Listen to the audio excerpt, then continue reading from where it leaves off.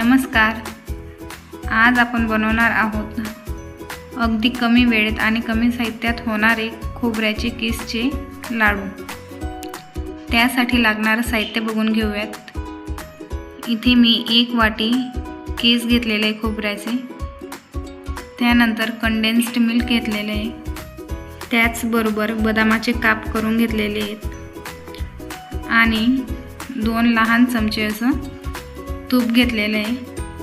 चला तर मग रेसिपीकडे वळूयात. जर तुम्ही चॅनलवर नवीन असाल तर शोभास किचनला लाईक करा, शेअर करा आणि सबस्क्राईब करायला विसरू नका.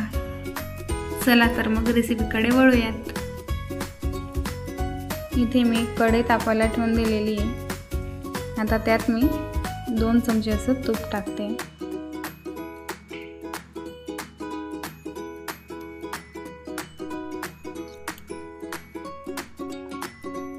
आता यात मी खोबऱ्याचं किस टाकून घेते.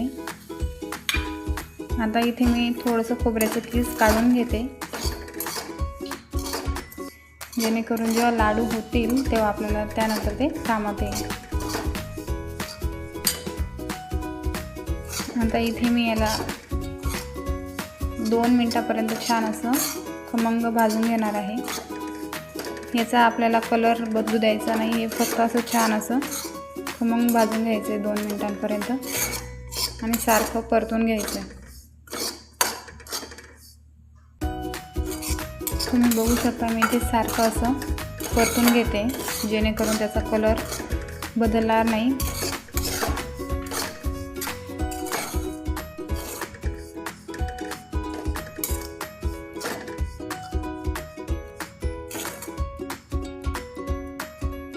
इथे 2 मिनिटं झालेली आहेत. आता यात आपण कंडेन्स्ड मिल्क टाकून घेऊया. आता मी यात कंडेन्स्ड मिल्क टाकून घेते. तुम्ही बघू शकता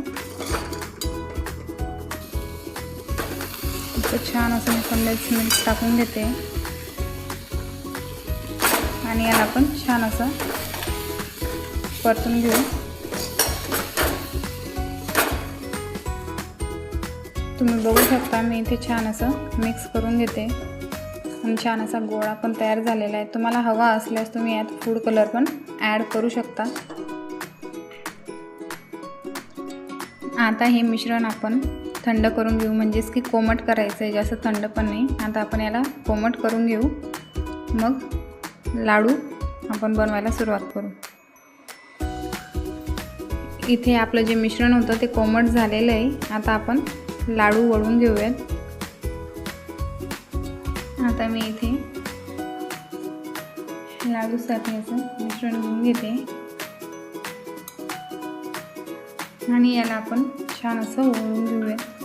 छान असं सर्व लाडू बनवून घेऊ. तुम्हाला हवं असल्यास तुम्ही यात वेलची पूड पण टाकू शकता.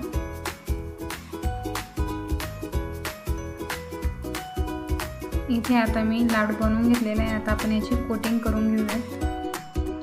इथे जे आपण सुकं किस काढून घेतलेलं होतं ते बाकीचं, ते आता आपण इथे लाडूला असं छान लावून घेऊ. तुम्ही बघू शकता किती छान असे लाडू झालेले. तुम्ही बघू शकता आपण याला कोटिंग करून घेतली. आता सर्व लाडू आपण आता असेच बनवून घेऊ. तुम्ही बघू शकता इथे सर्व लाडू आहेत ते तयार झालेले आहेत. तुम्हाला ही रेसिपी कशी वाटली ते कमेंट करून नक्की कळवा आणि शोभास किचनला लाईक करा, शेअर करा आणि सबस्क्राईब करायला विसरू नका.